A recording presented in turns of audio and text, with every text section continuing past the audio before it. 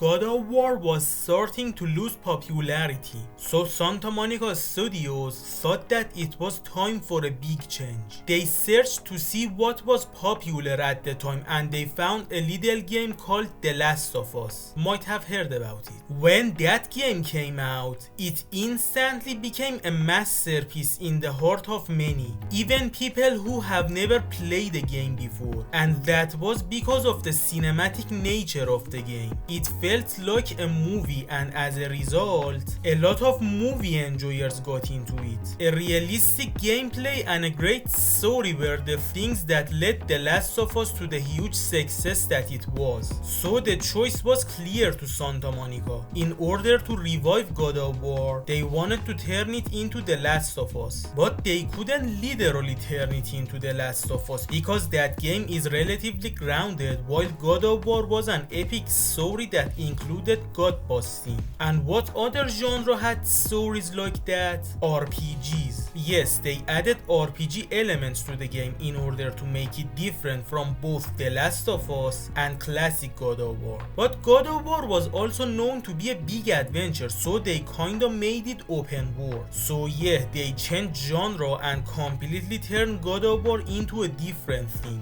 It used to be an action adventure game with some platforming in it, but now it is an open world action RPG inspired by The Last of Us. The gameplay is not the only thing that they changed. The type of story and the characterization of Kratos also got a change. The ending of God of War 3 showed us that Kratos has finally realized that he was in the wrong. So Kratos isn't an anti-hero anymore. Now he is trying to be a good guy. All these changes divided the God of War fanbase in half. On one side we had the fans who liked the variety that came with this change, and also all the new fans that got into the series with this game. This new game single-handedly outsold all the games before it combined after all. On the other side, we had the fans who hated that God of War is a totally different thing now and considered it a betrayal, and also the gamers who didn't like the games that were ashamed of being games and were trying to be movies instead. Just the fact that the game was called God of War and not God of War 4 could mean that this franchise has no place for them anymore. A new beginning, a new world, a new timeline that didn't want them in it. So which side am I on? Well, I am in the middle of it, but also completely outside of it. I have conflicted feelings about these new games, and hopefully in this video I will describe them in an understandable way.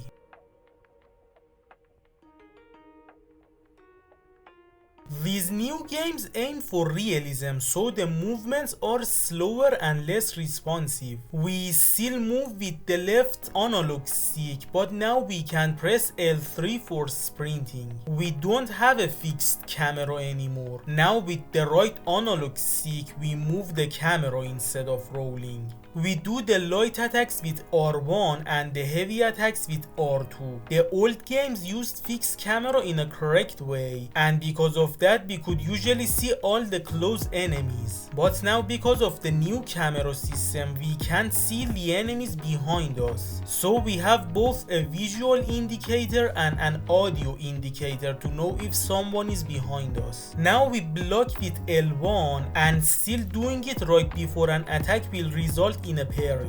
For rolling we should press cross twice while moving. Tapping it once will only evade. Yes, evading and rolling are not the same thing in these games. And now that the cross does something other than jumping, you may ask, then how do we jump? Well, we don't. The platforming and even the ability to jump is completely gone from these new games. We can just sometimes press circle to climb ledges or to do jumping from one ledge to another automatically. Now each enemy has a health bar. Since it's an action RPG, some stuff is randomized, like the things we can collect from killing enemies. For example, the health stones that can restore your health. You can either store them to use later or use it at the moment, which is cool. Kratos does it by making it explode. In other games you might drink a potion or something, but in God of War even healing yourself should be camera shaking. I love it. Now alongside the Blades of Chaos we have the Leviathan Axe. We can hold L2 to aim and then press R1 to throw it. It will come back to you like a boomerang if you press triangle. We can hold triangle to give our weapon a temporary power up. The axe will become icier and the blades will become fierier. Yes, our main weapons are themed after ice and fire. There are still chests in these games, but instead of just a few difference of colors of orbs, we have many different things that are the RPG side of the game. When you see a yellow ring, you should parry, and when you see a red ring, you should evade. We can still activate rage mode with L3 plus R3. Now in this set, Kratos will use his bare hands. He punches and with each successful punch a small explosion happens and you will gain a little bit of health. We can actually change the rage mode to, for example, make Kratos use weapon in this state or just heal himself instead. After a fight, Kratos will automatically heal himself a little bit if he is close to death. You usually have a companion that wields a bow. By pressing square, he or she will throw an arrow at an enemy. When an enemy is close to death, you can press R3 to finish him or her. We can change weapon with the D-pad. Those were the action side of the gameplay, and if like me you play these games on Give Me a Grace, which is the easy mode of the game, then it will be all you need. On the RPG side of it, we have multiple clothing options for defense and many tweaks in our weapons for offense. We also have multiple options for a shield. We have multiple skill trees for new moves, and also our weapons can equip a runic to get extra abilities. I will not get into details because honestly I didn't get deep into it. I think I have mentioned before that I could never get into RPGs. I played these games on easy mode and I don't replay them that much. That's because RPGs are too confusing for me, and these RPGs become a beat 'em up when you play them on story or easy difficulties. The old games were simple, and because of the simplicity I could get into them easily and replay them again and again so that I could get into all the details, and as a result play them on the hardest difficulty level. But here the games are too big and with so many mechanisms that I get intimidated, so I try to play the games without getting too much into them.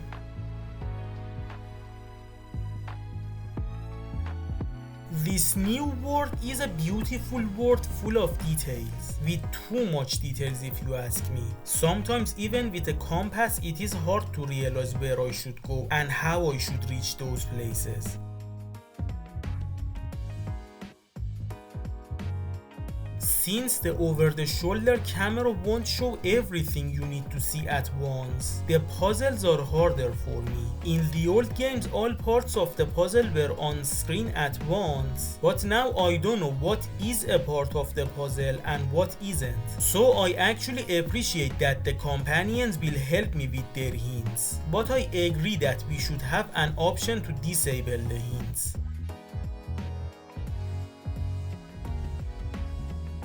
Now, the other big change in the series. After the events of God of War 3, Kratos finally decided to let go of the past and move on. So he travels from the Greek pantheon to the Norse pantheon, meets a woman named Faye, and starts a new family with her. They will have a boy named Atreus and try to live happily ever after. Kratos still has anger issues, so he avoids his son while he tries to learn how to control himself, so that he wouldn't hurt his new family. The problems start when Kratos' second wife dies as well, and now he only has Atreus. Because Kratos was unintentionally neglectful of his son, his relationship with him is rough. but after an adventure they bond and start over and will have a non-toxic father and son dynamic. Now Kratos only wants to live a normal life and raise his son, but because Kratos has stopped seeking trouble, it doesn't mean that trouble won't seek him. Odin, the new big bad of the series, and his family and army cross paths with him. Kratos still wants to live a normal life, but eventually he agrees to do something about Odin.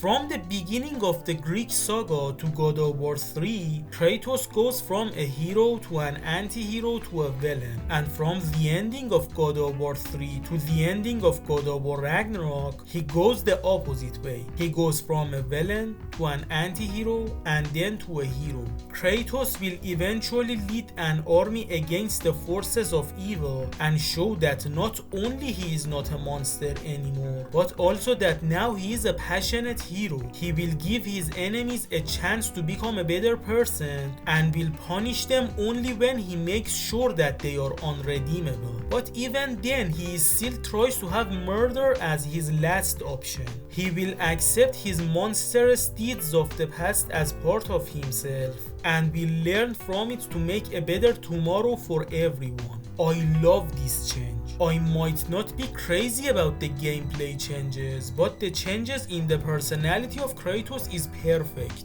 He might kinda become a generic hero at the end of the journey, but when you consider the stuff that happens to him in the old games and the stuff he did as a result, suddenly this generic hero becomes one of the best characters in fiction history. Now Kratos isn't just one of the best video game protagonists, he is one of the best fictional characters of all time and a perfect example of how to do a redemption arc right.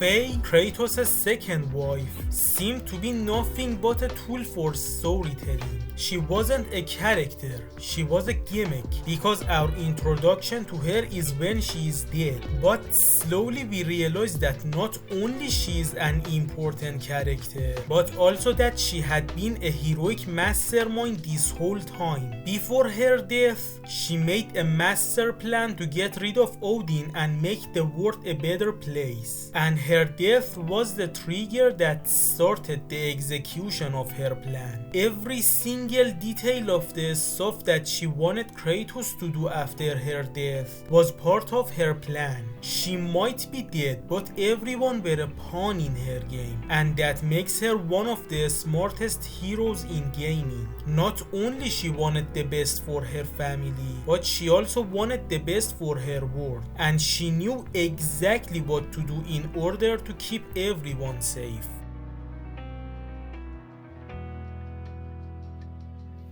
Atreus, son of Kratos, is one of my favorite sidekicks in gaming. He might start his journey as an annoying kid, but eventually he will not only become one of the main reasons of Kratos' amazing redemption arc, but also a great character of his own. He is the son of a god who used to be one of the most evil beings ever, so it makes sense that he might have a rough start, and that he might make a few selfish decisions here and there, but overall a very kind and heroic boy. I do not understand the hate for him. Yes, he does some questionable stuff here and there, but again, Kratos is his father. If we are fine with the horrible things Kratos did as an adult, then we should also be okay with the questionable stuff that Atreus does as a kid and as a teenager. Some people blame Atreus for everything, meanwhile they ignore the fact that Kratos himself isn't as innocent in these situations. Atreus is seeking a purpose for his life.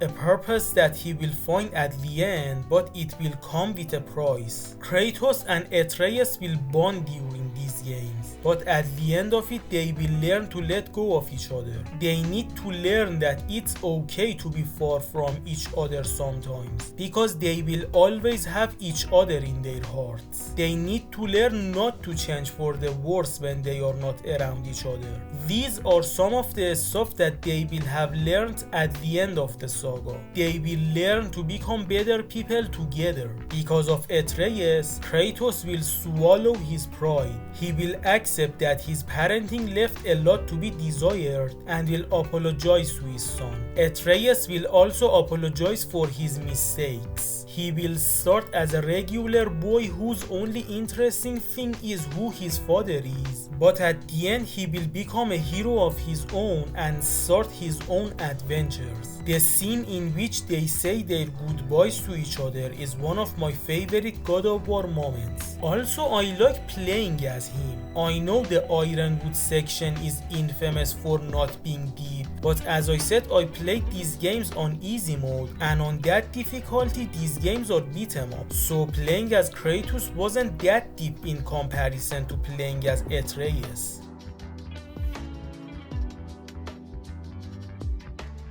Kratos is not the only important character in these new games. In the old games, Kratos was usually alone and most other characters were either an obstacle to overcome or a pathetic idiot who will die soon or just a plot tool. But now we live in a world with many rich characters in it. Kratos isn't the only good character of the games anymore. We talked about his family, but he makes some friends as well. Two of the most important ones being the dwarf brothers Sindri and Brok. They are both blacksmiths and their shared projects do wonders. They have been away from each other for a while, but will be reunited thanks to Kratos and Atreus. Sindri is an introvert, a little bit of a coward, but will do the right thing when he has to. He always tries to be clean and despises dirt. Brok is an extrovert, extremely friendly and extremely brave, but he knows when to be suspicious and will be smart when time calls for it. Only he can make fun of Kratos like that and swear at him. The banters between these two brothers never fail to be entertaining. They are two beams of light in darkness. You will grow to care about them, and when the tragedy happens, it will break your heart.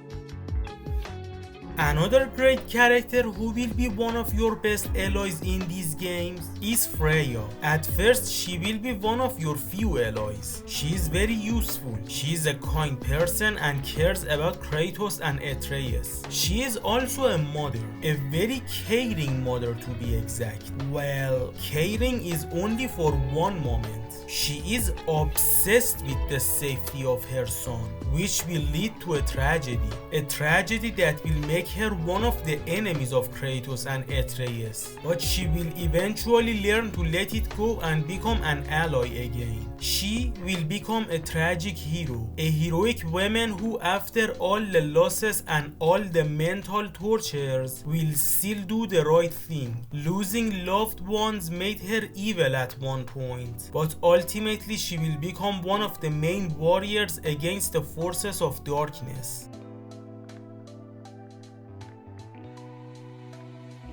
I talked about the main heroes, but they aren't the only ones. There are lots of characters with their own stories, some more important than the others, but they will enrich the new world that we are in. You will laugh with some of them, you will cry with some of them, you will learn from some of them. Almost everyone has a purpose, but there are so many of them that on your first playthrough you probably won't meet all of them.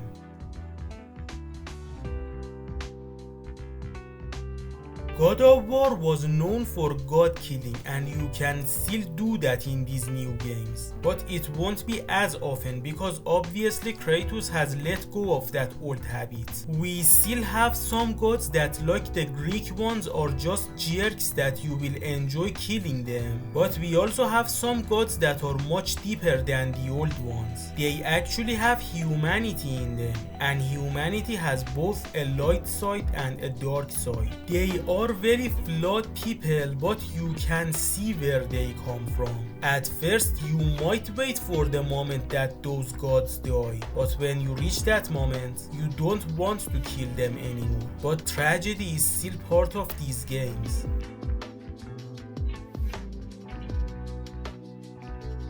Odin, unlike Zeus, is a very interesting character. Just like Zeus, Odin is pure evil, but his reason is interesting. He is not just seeking power, he is also looking for knowledge, and just like Atreus, he wants a purpose. That is the thing that makes him endearing. His existential crisis and the fact that he wants to know the meaning of life makes him relatable. He is also a master of manipulation. He will do some tricks that can break your mind and heart. Even when he is not here, you can see the results of his actions. He also is a master of facade. Before you meet him, you see some horrible stuff he has done. But when you spend some time with him as Atreus, he is so good at lying that you can't help but adore him. You know it is a lie, but you want to believe that he is a good person. He can be loving, understanding, funny, and all sorts of good things that makes you want to be his friend. At some point, he can even pretend to be a father to Atreus that Kratos could never be. But Atreus will eventually accept the harsh truth that it is all a lie, and will come back to Kratos who loves him for real. At the end, you will hate Odin even more, because you will see more stuff that proves what a big jerk he is. He will use all sorts of mind tricks on different characters. He will also use force when he needs to, but in the end, neither his tricks nor his powers will save him from karma.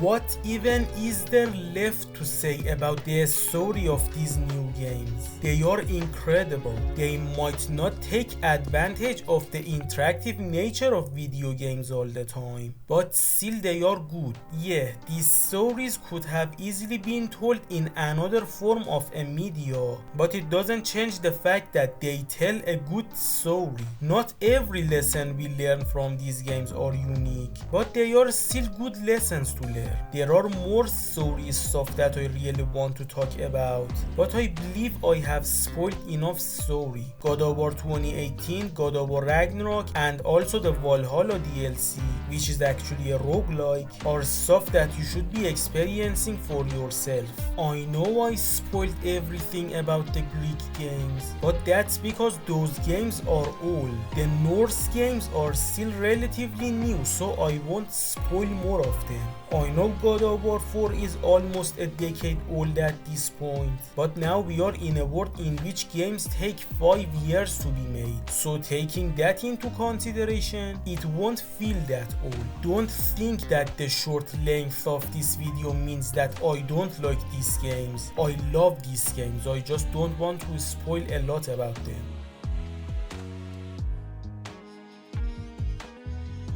Sorry, couldn't help myself. I had to talk more about the stories. From now on, I will spoil almost everything, so skip to the next section if you haven't played these games for yourself. The timestamps are down there. Kratos chops down a specific tree as Faye told him to do after her death. Kratos tries to hide his scars from Atreus, the scars that was given to him from the Blades of Chaos. They will take the log back to their home with a boat. Atreus will say his goodbye to his mother before they burn her corpse to ashes. Kratos gives Faye's knife to Atreus, and I believe as a coping mechanism he tells him to go hunt a deer. Atreus will fail at first and Kratos will lash out at him. When Atreus says he is sorry, Kratos tells him to don't be sorry, be better, which is a good line. Later Atreus succeeds, but he can't finish it. Kratos helps him to do so. Then a monster attacks and Kratos kills it, and Atreus will keep attacking its remains. Kratos calms him down, and when they reach home, he tells him that anger is a great tool if he can control control it. But if he gets controlled by anger, then it is not good. A stranger shows up and he apparently knows about Kratos' past. Kratos doesn't want to fight, but he has no choice but to kill him. Kratos and Atreus have to take Faye's ashes to the tallest mountain of this world, as she wanted them to. On the way, they realize the tree Kratos chopped down broke a spell that kept them hidden, and that's how the stranger found them. Atreus will again have to kill, and it breaks his heart. Kratos tells him to close his heart to it. They will meet a dwarf named Brok. He proves them that he and his brother created that axe that Kratos wields, and he will upgrade it. Later, Kratos and Atreus will try to hunt down a warthog. They wound him, but before they kill him, a witch will show up and tell them that he is his friend, so they help her heal him. She lives in a giant turtle. She casts a spell on them that helps them stay hidden from the gods before they leave. They will see a giant serpent who is friendly actually. They will meet Brok again, and he will give them something that lets them go to a realm between the realms that can act as a shortcut to other realms. It has a path, and as Brok says, if they jump off of it, they will die. They will meet Sindri, Brok's brother. He tells Kratos that the axe he wields belonged to a female warrior. Atreus tells him that it belonged to his mother, but she gave it to his father before she died. He will also give the axe an upgrade. They will see the witch again, and she helps them reach their goal by showing them another way of traveling between realms. But she tells them that she can't accompany them because she's trapped in this realm, but she won't say the exact reason. During their travels, Atreus hears voices that only he can hear. He wants to help some people, but Kratos says they don't concern them. They will see a light that Atreus can't enter, so Kratos enters it. During it, he will hear some stuff that Atreus is telling Faye in his mind. At first, he is harsh. He asks her why she left him alone with Kratos. He wished that Kratos died instead of Faye. But then it becomes heartwarming. He says that he still loves him, and if he tries to love him back, then he will try as well. When Kratos feels like he is reaching Faye, Atreus takes him out of the light. Kratos is angry, but Atreus is angrier. In the light, time was slower, so just a few moments to Kratos was a long time to Atreus. During that time, Atreus managed to kill more than a few enemies. Later, Atreus criticizes Kratos for not caring for Faye. Kratos tells him not to mistake his silence for lack of grief, which is another great line. They will see Sindri again, and he tells them about a dwarf named Fafnir who used to travel to every realm to find relics until he died. He has a temple full of relics from other realms, and they might find something useful there. They will meet the dwarf brothers a few more times. Once they save Sindri from a dragon, and he gives Atreus a bunch of mistletoe arrows as thanks. They will reach the tallest mountain and see that the stranger alongside two other men are talking to a man trapped in a tree. He is Mimir, the smartest man alive. When the stranger and the other two go, Kratos and Atreus will talk to Mimir. He tells them that here is not the tallest mountain. He can take them there, but he is trapped in this magic tree that can't be broken by anything. So by his request, they sever his head and take it to the witch to revive it. When they reach the witch, she panics when she sees the mistletoe arrows. She throws them in the fire and gives her arrows to Atreus instead. She tells him that the mistletoes are dangerous and they should destroy them when they see one. She also panics when she sees Mimir's head. She will revive the head and then will spit on his face. She had a history with Mimir and it was not a good one. The witch is actually the goddess Freya. Kratos gets angry by this discovery and leaves. When they meet Sindri again, he tries to be nice and share his apples with them. He throws an apple at Kratos, but he slices it in half and doesn't take it. I have heard the reason of it from a YouTube comment somewhere, and if it is real, then the people at Santa Monica Studios have the best humor you could have ever imagined. Apparently in Sparta, a man proposes to a woman by throwing an apple at her, and if she catches the apple, then it means she agrees to the marriage. Yes, Sindri isn't Kratos' type. He tells them that a dwarf can easily travel to the realm between the realms, and that's how in the eyes of others it seems that they can teleport. Kratos and Atreus will meet those two men that accompanied the stranger, and turns out that they are Magni and Modi, sons of Thor. They will attack them and Kratos will fight back and kill Magni.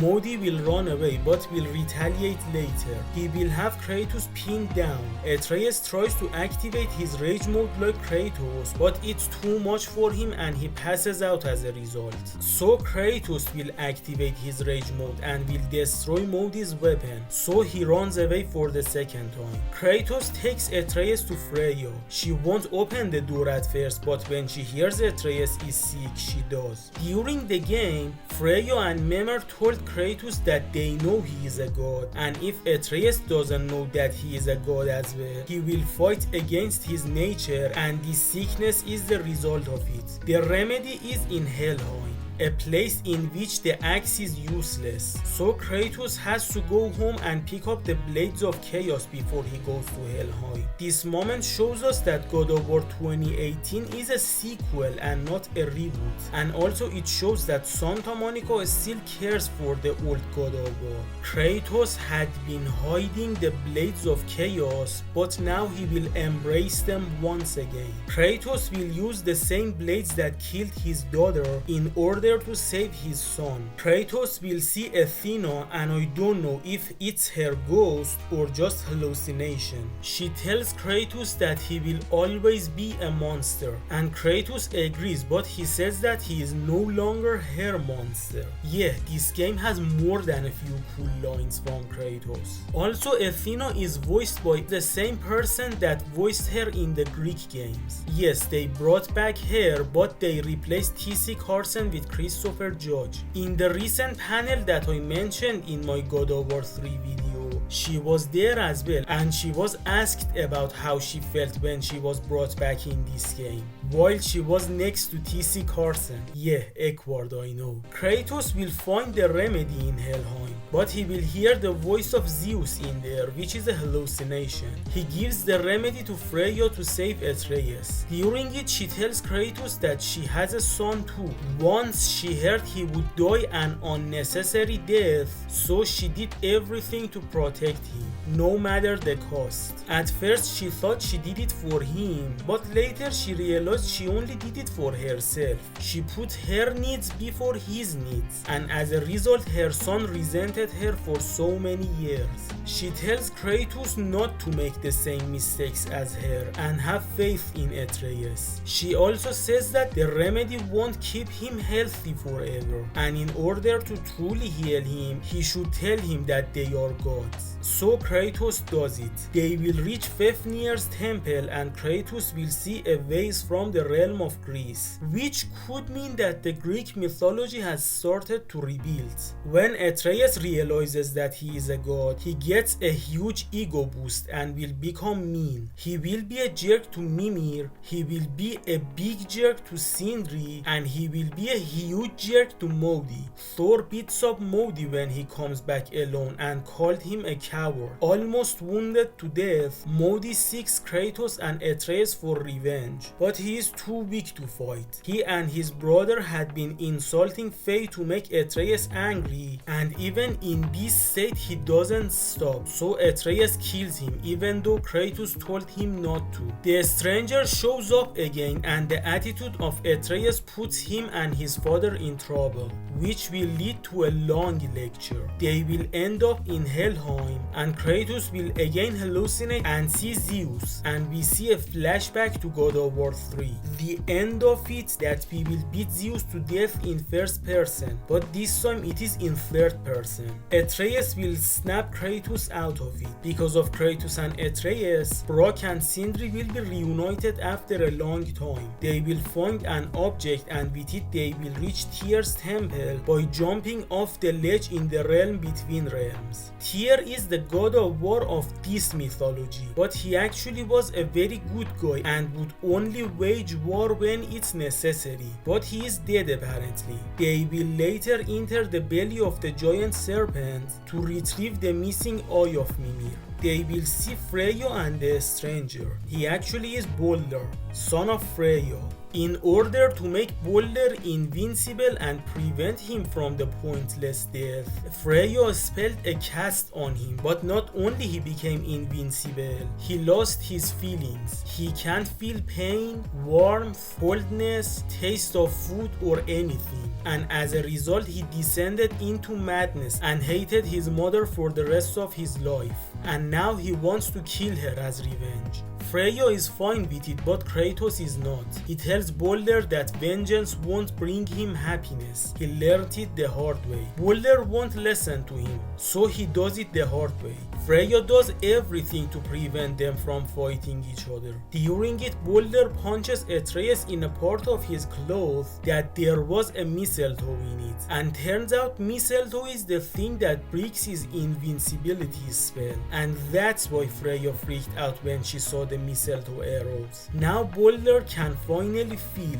but his madness isn't cured yet, so he still wants to kill his mother. After a long battle, Balder is defeated. Kratos won't kill him, but when Balder almost chokes Freya to death, Kratos has no choice but to kill Balder. Of course, a mother will make decisions based on feelings and not logic, so she will hate Kratos for killing her son and will vow to kill him one day. Kratos will finally tell Atreus that he used to be a very evil god, but he will also tell him that it doesn't mean that they can choose to be a good guy from now on. Now you might ask, did Kratos have the right to kill Balder? Well, it's complicated. Some would say killing the son of a woman who saved the life of your son is messed up no matter the context. Also, some would say that Freya was fine with getting killed by her son, so who the hell was Kratos to stop it? And those people are right only on paper, because in execution, if Kratos didn't kill Balder here, later he would continue harming innocents. He has lost his mind and it is too late to save him from evilness. And that's Freya's fault,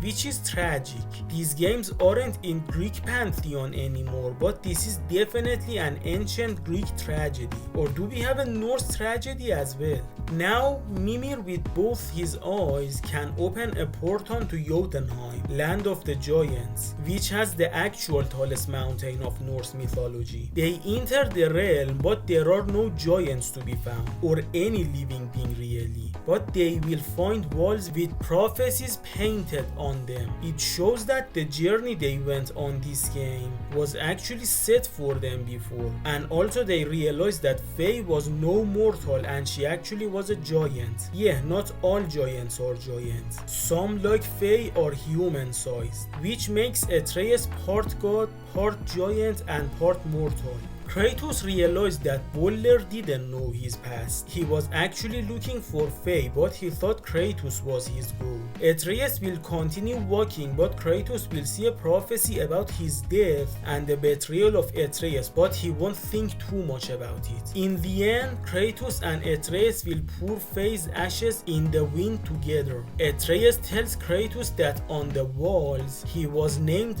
Loki and not Atreus, which is the name Faye wanted to give him. Kratos tells him that he named him Atreus after a Spartan soldier who was always happy even in the darkest of times, and one day he would sacrifice his life to save many more people.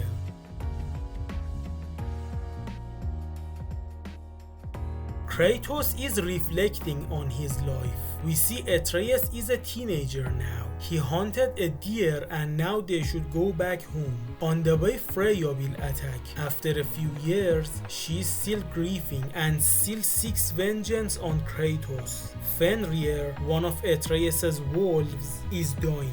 Before he does, Atreus seemingly casts a spell, but Kratos won't question it. Atreus asks Kratos when will they stop training and do something important.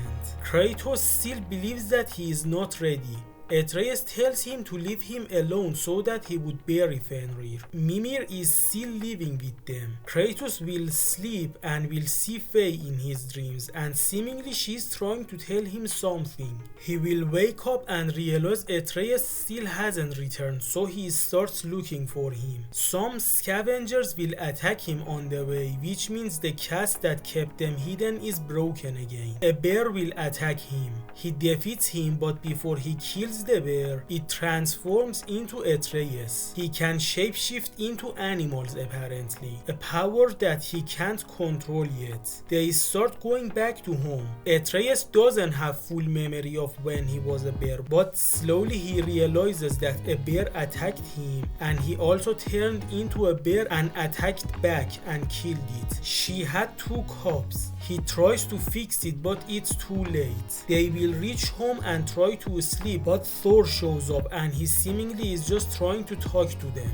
Then Odin shows up with a suggestion. They should just mind their own business and he won't bother them in return. Even though Tyr is dead, Atreus had been looking for him, and Odin doesn't like that. Kratos sees through the facade and rejects the offer, so Thor starts attacking him. He wants to see the god killer side of Kratos, but Kratos is a changed man. Thor kills Kratos, but he isn't satisfied, so he revives him and continues the battle. He will leave when he is satisfied with the fight. Brok and Sindri show up and take him to home with the shortcut. Kratos finds Atreus and he is fine. He tells his father that Odin just invited him to Asgard and didn't harm him, an invitation that he rejected. Kratos is angry at Atreus because of looking for Tyr, but will reluctantly agree to follow him and see what he has found. He shows some stuff that proves Tyr is alive but captured somewhere. Now that Odin and Thor know where Kratos lives, they will move to Sindri's home in the realm between realms. Kratos and Atreus go to the realm that they suspect Tyr is captured in it. They will find a dwarf who will secretly give them a map to help them.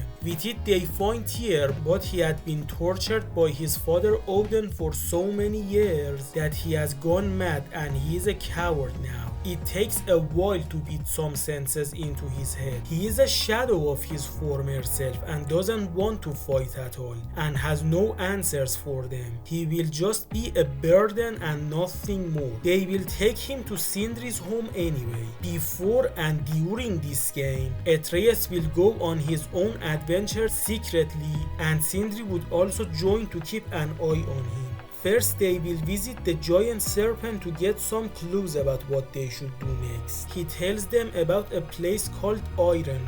Then Atreus will try to visit Freya. Sindri tells Atreus that it's dangerous but he can't stop him. So Atreus goes to pay a visit to Freya anyway, while wearing a necklace made of mistletoe, the thing that got her son killed, because it gives him confidence and without it he won't have the guts to talk to her. I know, Atreus is a moron. She will instantly capture him, but when he brings her up to speed she lets him go. We see that Freya deep down is still a good person because she sees the mistletoe and yet she spares him, but he will tell him not to expect the same mercy for his father. On their way back, Sindri tells Atreus that Brok has actually died once, but he couldn't accept it, so he found a way to revive him, but he only managed to find 3/4 of his soul. Brok thinks he had just passed out, but he doesn't know that he had died and got incompletely revived, and his soul is incomplete. Kratos, Atreus, and Tyr will find a temple and learn about Ragnarok,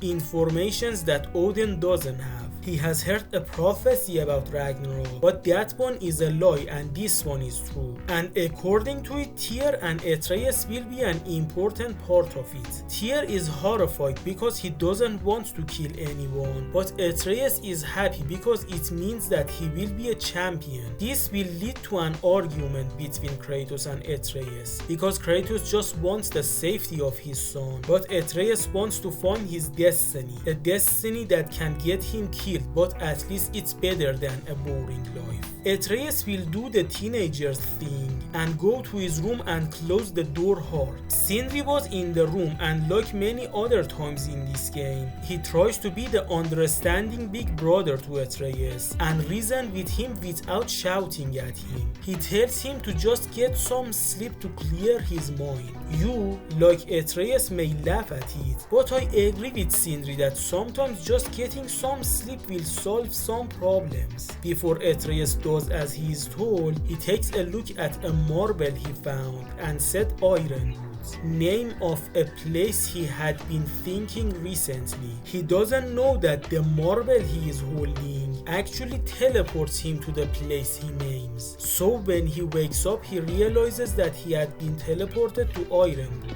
But this will happen after a nightmare about his past mistakes. He will meet a girl named Angerboda who is around the same age of Atreus and is a giant like himself, and she seemingly is supposed to be his love interest. She will show him a prophecy that only Kratos saw in the last game, the prophecy that shows Kratos will die and Atreus will serve Odin after that. This is devastating news to Atreus. He will have a panic attack and turn into a wolf as a result, which will be his rage mode for most of the game. Angerboda calls him down. Later she will give him a bag full of marbles that hold the souls of the giants in them. They did this to themselves so that Odin couldn't give them a slow and painful death. So most of the giants are marble now. Some of them, like Faye and Angerboda's parents, are dead, and now Atreus, Angerboda and her grandmother Gryla are the only giants in flesh. Gryla has lost almost all her family members, and her coping mechanism is to consume the souls of the animals like drugs. They will put the soul of a giant in a soulless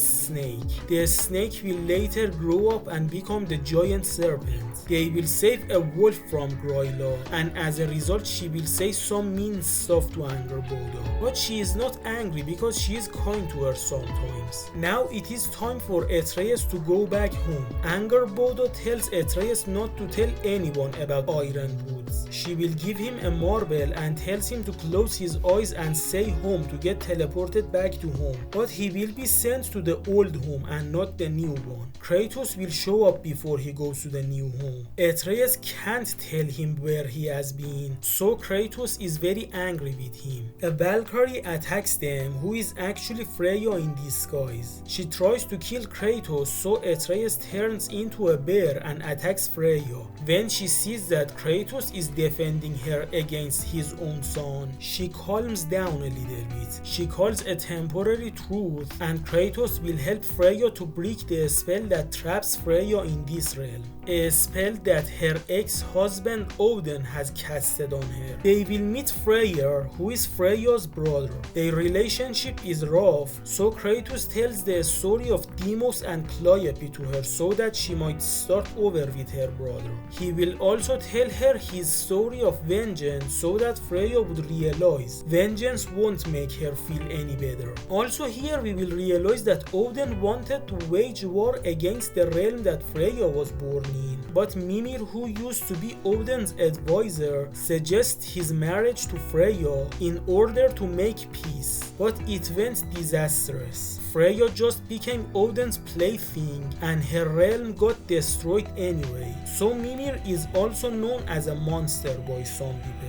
That's not the only infamous thing Mimir has done before we meet him. He hadn't always been the good guy we know and love.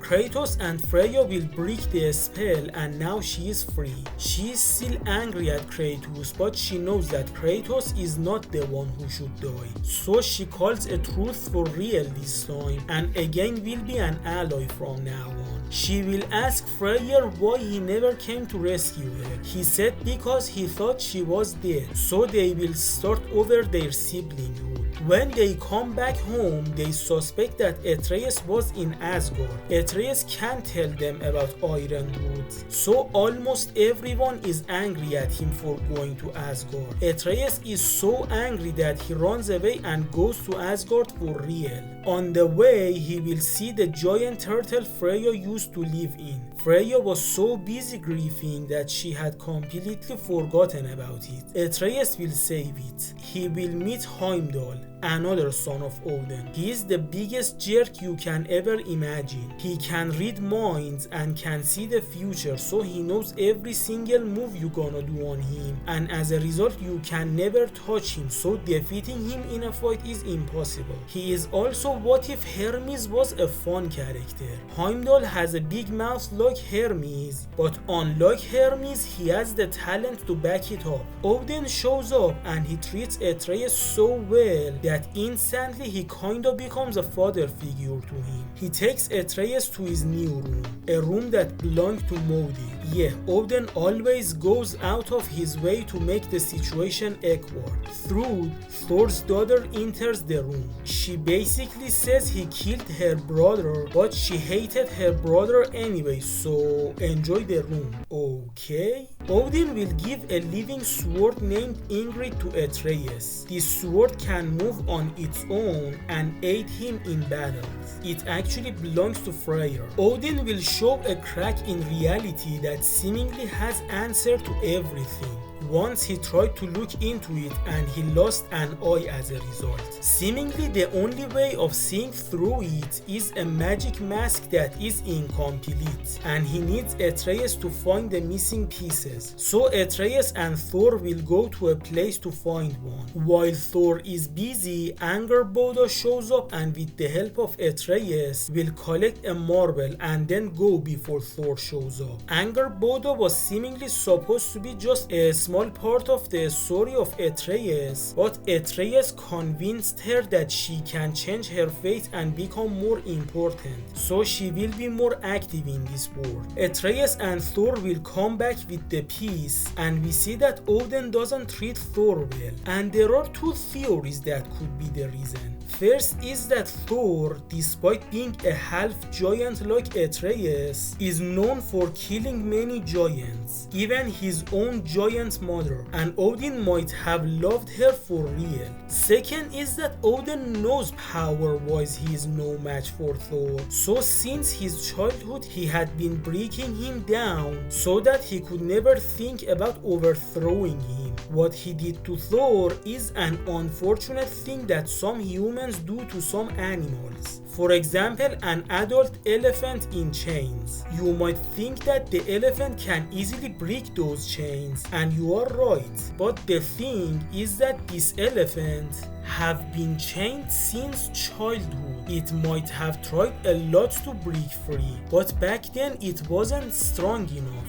But now that it is strong, it still is under the false assumption that it is too weak to break free. We will see a nice transition from Atreus to Kratos. In order to find out what should they do next, Kratos, Mimir and Freya will try to find the Norns, who are the Norse version of the Sisters of Fate. On the way, the Norns will read their minds and remind them of their mistakes of the past. What they did to Freya is the most brutal one, but also a very cool one. I'm a psychopath, I know. A vision of Balder shows up and curses Freya for ruining his life. Then a vision of Freya comes and says nobody harms my boy except for me, and will kill Balder the same way Kratos did, right in front of the real Freya's eyes. Then a vision of Sigrun the Valkyrie, Mimir's love interest, shows up and tells Mimir that he is a monster because he never stopped Odin from harming people.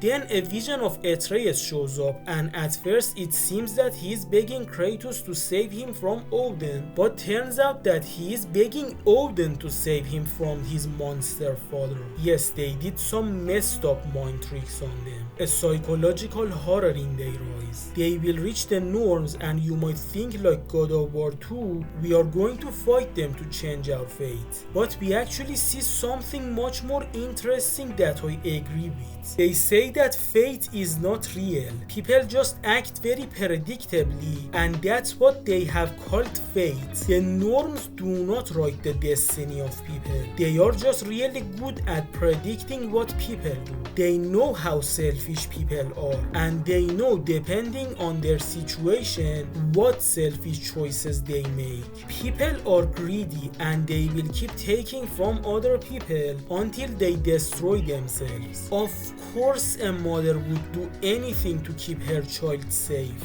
even if it means she will be hated. Of course, a father would burn down an entire world if he lost his family. In many ancient stories, we have heard the story of people who would execute their destiny by trying to avoid it. But this game tells us that destiny doesn't happen because it was set for them. It happens because people make selfish choices. Choices that sometimes look like a selfless one, but it actually is selfish. Fate happens because we refuse to change. This scene single-handedly makes the story of this game one of the best in gaming history. They will tell Kratos that he will realize that Heimdall intends to kill Atreus in Asgard, so he would kill Heimdall, which would lead to Ragnarok and eventually his own death. They leave. Kratos talks to Sindri and Brok about how to kill Heimdall. They will give a material to Kratos that he can give to a lady who can make a weapon out of it. A weapon that can kill Heimdall. Sindri has met this lady multiple times, but for some reason he never lets Brok see her. But this time Kratos forces Sindri to let Brok come with him instead of him. They will see the Lady of the Forge, who will make a magic ring for Kratos that can spawn infinite spears for Kratos, kinda like Arms of Sparta. She apparently has to bless the weapon as well, but she leaves. She also acts as if Brok isn't even there, and as a result, he realizes that Sindri had been lying to him and his soul is incomplete. Kratos wants Brok to bless the weapon instead. Brok says he can't do it because his soul is incomplete, but Kratos tells him that it needs the blessing of a great blacksmith like Brok, so he agrees. Yes, Kratos isn't an antisocial anymore. He now knows how to use his tongue and not just his hands. Brok is still angry at Sindri, but he tells Kratos and Mimir not to bring it up in front of Sindri. Odin will show up in front of Kratos. He will both try to look like a good guy and trash talk to Kratos. Then he leaves. They will go home and we see how differently he treats his weapons. He just throws the blades of chaos while he carefully puts the Leviathan axe on the table. I personally like the blades of chaos more gameplay wise, but in the eyes of Kratos, one is cursed to him and one is gifted to him. It makes sense for him to favor the axe, but he will later learn to respect all his weapons, because it is not the weapon, it's the person who wields them. Kratos will reflect on his life again. He will sleep and will dream about the time Faye was alive and Atreus was a baby. When he wakes up, we see a good transition from Kratos to Atreus. He and Thrud will go to Helheim to find a piece. They will see a giant wolf in chains and free him. This is a big mistake because the wolf is Gorm, and now that he is unleashed, he can make portals to other dimensions so many times until reality breaks apart. Even though Odin doesn't seem to be angry with him, Atreus wants to leave. Odin accepts it under the condition that he gives the mask and the sword back because he doesn't trust the people around him. Atreus will come back home and sees that monsters from other realms are attacking them. He tells them that it's his fault and everyone is angry at him. Everyone except for Kratos, who has learned to go easy on him. They will both go to Helheim and stop Gorm. They can't kill him, so Atreus comes up with a plan. In the beginning of the game that Atreus casted a spell, he actually put the soul of Fenrir in his knife, and by stabbing Gorm with that knife, the soul of Fenrir goes into the body of Gorm, and now he has full full control of the body, so they are safe now. In a way, Fenrir got revived as a gigantic wolf with the ability of teleporting into other realms. During this time, Kratos and Atreus will talk it out. They will apologize to each other and become better people. Then they will go to another realm and see someone who actually is the warthog who was Freya's friend. In that time, he was turned into an animal and couldn't revert back to a human.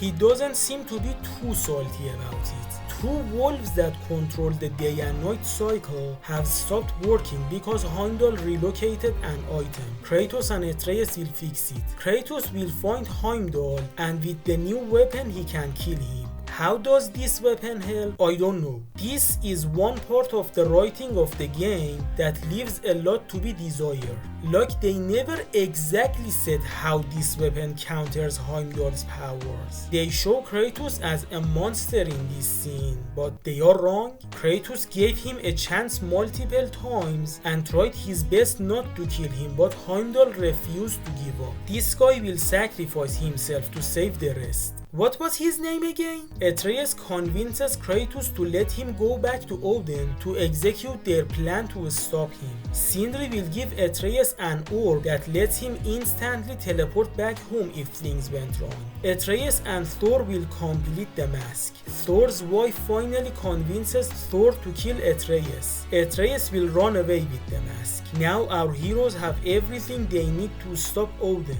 Tyr, who had been a burden this whole time, finally agrees to help, which makes Brok suspicious. When he is making everyone else suspicious of him as well, he drops the facade and kills Brok. Turns out that this whole time, Tyr had been Odin in disguise. Odin tries to run away with the mask, but our heroes get the mask. Brok's last words to Sindri makes him one of the best God of War characters. He is not angry at Sindri, and he is not afraid that because of his incomplete revival, there is no afterlife for him. He just wants his brother to let go of him. Despite Brok's words, Sindri becomes a completely different person and blames Atreus for the death of Brok. He leaves them, but eventually he comes back to Hell so that he would avenge Brok. Before the final battle, our heroes spend some time with each other because some of them will probably die the next day. Freya with her brother Freyr, Mimir with his love interest Sigrun, and Kratos with his son Atreus. They think that Kratos has the highest chance of dying between our heroes, so Kratos and Atreus will spend time with each other in the most bittersweet way possible, a moment that is one of my favorites. They will start Ragnarok, but when some innocents die because of Odin's plannings, they send Ragnarok away and try to stop Odin without more collateral damage. Kratos tells Atreus that he was wrong, and instead of closing his heart to people, he should open them. His sympathy for other people is a gift, and he should never ever let go of it. Kratos will defeat Thor, but he refuses to kill him. He will finally reason with Thor, and now that Thor won't obey Odin, Odin kills Thor with a surprise attack right in front of Thrud. Now everyone knows what a monster Odin is. Atreus breaks the mask and the crack in reality vanishes. Odin is devastated, and now he wants to kill them all. They will trap Odin's soul in a marble, and by breaking it they can kill Odin for good. Atreus, Kratos and Freya won't do it, so Sindri is the one to destroy the marble and kill Odin. Our heroes win the war, but it will be at the cost of the life of people like Brok and Freya. Because Kratos changed and did not kill Thor as he was expected, he didn't die and changed his fate. You might ask how come Kratos succeeded to change his fate, but Freya couldn't change the fate of her son. Doesn't this prove the norms wrong about people being predictable? No, because Freya made a selfish change, while Kratos made a selfless change. Now that Odin has paid for his his sins and Kratos is alive, Atreus will tell his father that he has to go on his own adventures to find the other giants. Kratos agrees and we will have a bittersweet goodbye of the father and son. Kratos will see another prophecy that shows him as a god of peace, praised by everyone. This almost makes Kratos cry tears of joy. He can't believe that after all the horrible stuff he has done, he is given redemption. He then sees Atreus giving Angrboda a hug before he leaves. Some people may say that they would rather have Thrud as the love interest of Atreus and Angrboda had to be removed. I disagree. Angrboda is a fine character, and also I say shipping Atreus with Thrud is weird, just like how shipping Kratos with Freya is weird. Like, imagine years will pass and their kid would say, "Mom, how did you met Dad?" And Thrud would be like, "Oh yeah, your father killed my brother and that was the start of our love story." Or Freya would say, "Oh, your father killed my son and that's how we fell in love." Am I the only one who thinks it is messed up? Like, no, seriously, I've seen more than a few people who ship them together. At the end of the game, Kratos, Mimir, and Freya will continue their adventure. Now you can explore the world and do old and new side quests. One of them includes saving the real tier. Everyone will get a happy or at least a bittersweet ending except for Brok and Sindri. Because Brok's soul was incomplete, it means there is no afterlife for him, and Sindri will hate himself and everyone else for it. One of the two lights in the darkness is dead and the other one is no longer the light in the darkness that he used to be.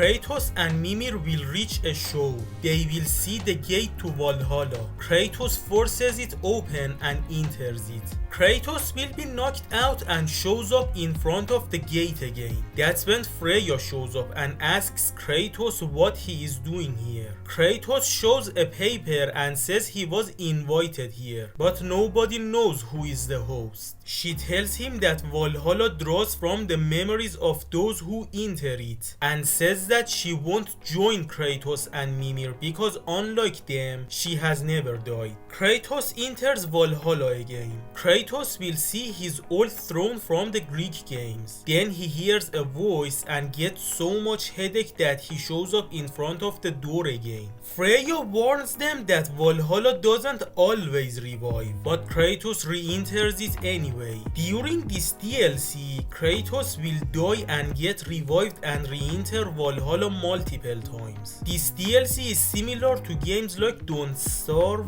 Hades, and Returnal, in which dying and starting over is actually part of the story. Each time Kratos enters Valhalla, he will see more parts of the Greek God of War games. First, he sees the three judges. Then he tells Mimir that the voice they heard in the throne room belongs to Helios, and he won't be a lending hand. Kratos reaches the throne again, and Mimir's head gets replaced with the head of Helios. And sometimes he will be the talking head instead of Mimir. Just like Mimir, Helios will aid Kratos, but he will trash talk sometimes. Kratos will reach the chamber of sacrifice from God of War 1, the place in which we had to burn a caged soldier in order to open a door. Kratos will put the head of Helios in the cage and do that thing again. But during it, enemies from the Greek games will attack him. Now, like God of War 3, he can summon the blades of Olympus during rage mode. When he starts to sacrifice Helios, he reverts back to Mimir. Kratos breaks the cage to save Mimir, and Valhalla considers it cheating,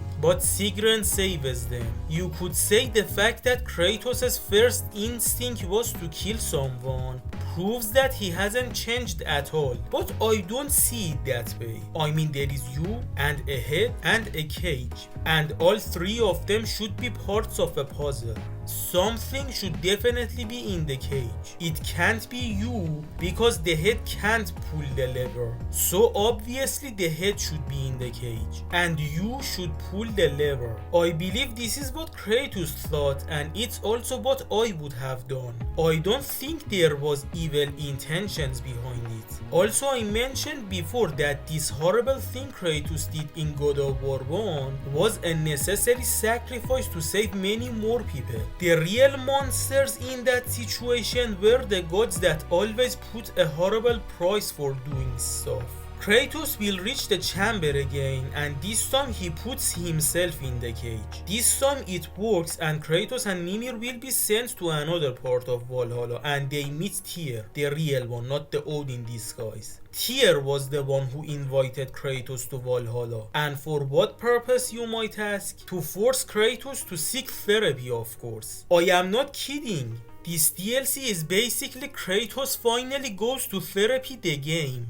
Boys will burn down an entire pantheon before they take a therapy session. Tyr wants to help Kratos clear his mind. Kratos tried his best to put his past behind him and become a better man. And he succeeded, but not completely. So Tyr is here to finalize Kratos' redemption arc. Kratos is no regular patient, so Tyr will have to combine therapy stuff with fighting, because that's Kratos' language. We will fight Tyr as a boss fight a few times, and each time he has a weapon from a different mythology. If I'm not mistaken, first from Greece, then from Aztec, then from Egypt, and then from Japan. So yeah, based on this, God of War 6 could be in any mythology. Tyr will look at the stuff Kratos did in his past from a different point of view. For example, the time Kratos made the pact with Ares had always been depicted as a selfish act before this scene, but now Tyr shows a positive take on it. If Kratos didn't do that here, the barbarians would have won the war and they would completely destroy Sparta. So in a way, Kratos did a heroic act that day. What Tyr is saying is that Kratos had always been a deep character and it didn't just start from 2018. They will have a look at Kratos' history with Helios, and Tyr says that Kratos wasn't indifferent. He was hurt and he handled it unprofessionally. He also says that goodness is not a destination but a practice, which is a good line. Kratos will also find a statue of Pandora, which will lead to them reflect on the story of Pandora and how unfairly Kratos killed her father, and also about how Kratos made the gods eviler by opening Pandora's box. Again, if you ask me, the gods were evil even before that. Kratos will finally reach his throne without any headache, and we will see classic Kratos on the throne. I, like many others, at first wanted to have a boss fight against him, or at least to hear T.C. Carson talk as him a little bit. But now that I think, this scene is actually perfect. No outside force, just Kratos himself reflecting on his entire life. At first he will blame classic Kratos, but very shortly he starts blaming himself.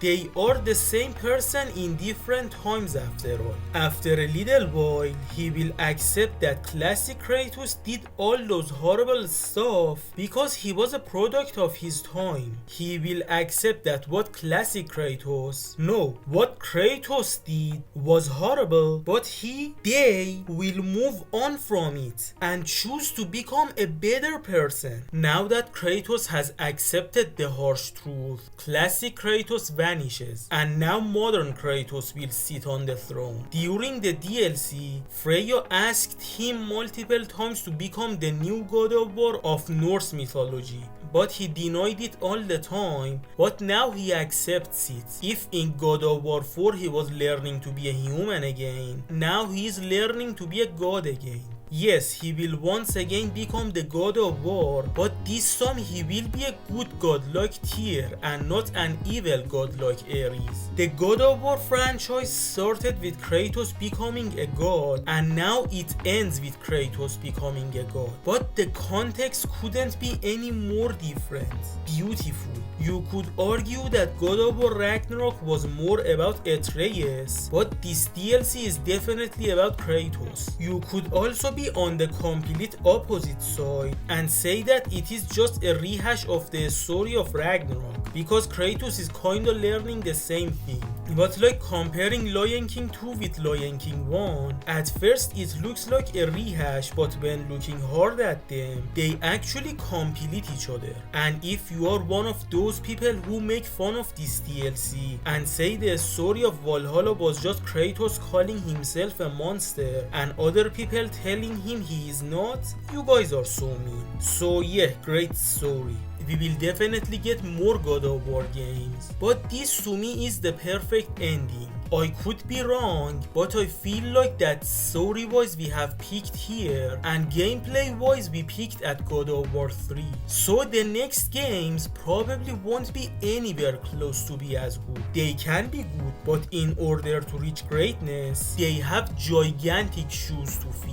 From the 2010 comic to God of War Ascension to Chains of Olympus to God of War 1 to Ghosts of Sparta to God of War Betrayal to God of War 2 to God of War 3 to the Fallen God comic to the 2018 comic to God of War 4 to Ragnarok to Valhalla, we have a perfect saga, and the next game needs to do so many good things to be a worthy continuation to this perfect saga or to be a start of a new great saga. This DLC and the game as a whole is end of an era. So those were my general thoughts about these games. As you can guess, I feel conflicted about the gameplay, but everything else is amazing. I agree that it is heartbreaking that the moment God of War 4 was published, people started trash talking to the older games. It is sad that most of the AAA games now look more like a movie than a game. It is heart-shattering that the only way games can be called a masterpiece by everyone is to look less like a game. It is a betrayal that some games are not made for gamers anymore. It is a betrayal that some video games are ashamed to be a video game. It is a betrayal that some games become hold forward to win, and to see that God of War, a game series that was already a masterpiece in a video game way, would become guilty of being a masterpiece in a movie way is the biggest betrayal of them all. They changed genre just as easily as they replaced T.C. Carson without telling him. But you know what? Despite all of these, the Norse God of War games are still in my list of favorite games of all time. Just like the Greek trilogy, I couldn't get too deep into this new gameplay, but the huge fan base of these games show that it is probably a me problem and not a game problem, and probably some people got into old God of War because of new God of War. I might not replay these games that much, but I still think very fondly of my first playthrough of them, and the story again might feel more like a movie story, but still very good story. Christopher Judge does a great job as the voice of Kratos, just like T.C. Carson. There are multiple things in these games that prove that they still care, proofs you will find if you play these games with an open mind.